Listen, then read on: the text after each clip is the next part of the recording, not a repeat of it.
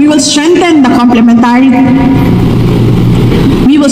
the complementary role of the alternative learning system, ensuring that school-age learners are able to return to the formal school system. We will ensure that inclusive learner resource centers are functional. We will strengthen our inclusion programs such as the SNED program, multi-grade program, Madrasa education program, and Deped program.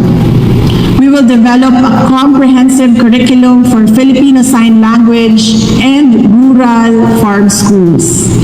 As part of an inclusive approach, we will also provide assistive electronic tools for learners with disabilities. Grade 1 textbooks will be converted to Braille learning resources for learners with visual impairments. And video lessons embedded with Filipino Sign Language will be developed for learners with hearing impairments. We will give more support to teachers to teach better. We will continuously strengthen teacher support through professional development programs for educators and school leaders, as well as training for teaching reading across grade levels. We will provide strategic guidance to vital councils, including the Early Childhood Care and Development Council, Literacy Coordinating Council, and Teacher Education Council, or TEC, fostering a comprehensive approach to education governance. We will move quickly to strengthen pre-service and in-service teacher education through the TEC. To further empower educators, we will develop school-based training packages and session guides to ensure that field personnel are equipped with effective curriculum implementation. Sa ating mga mahal na guro at mga kawani, hindi po kami titigil sa paghahanap ng mga paraan at paglalatag ng mga pulisiya upang tugunan ang issue ukol sa net take-home pay ninyo.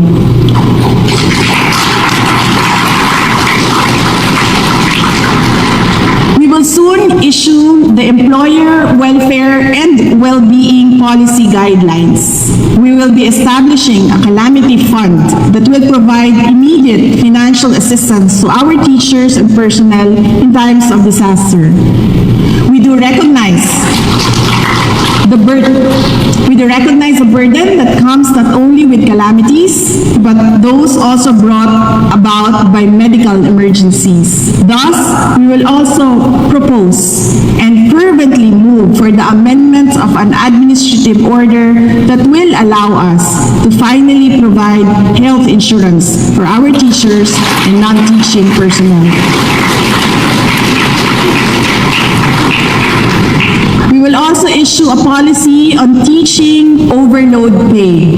We want to ensure that our teachers are rightfully compensated for hours of actual classroom teaching beyond the 6-hour limit provided under the Magna Carta for teachers. Aside from overload pay, we also want to give overtime pay to our teachers.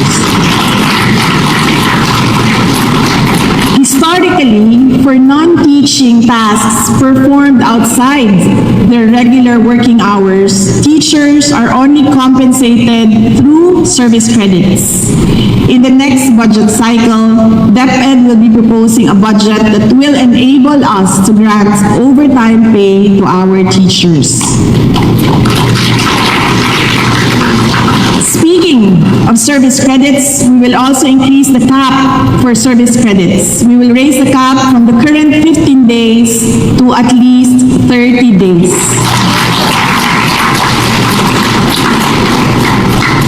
Deped is also aware of the concerns regarding the continuing professional developments, or CPD. We have initiated talks with the Professional Regulation Commission towards streamlining the accreditation process for all Deped NAIAC professional development programs across all governance levels. With this, our teachers will not have to absorb additional financial burden for CPD units.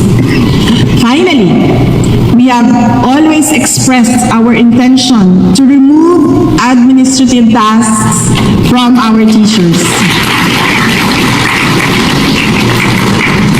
After holding several consultations with our field personnel, the department order on the removal of administrative tasks for teachers will be released tomorrow, and the corresponding strand memorandum will be released next week.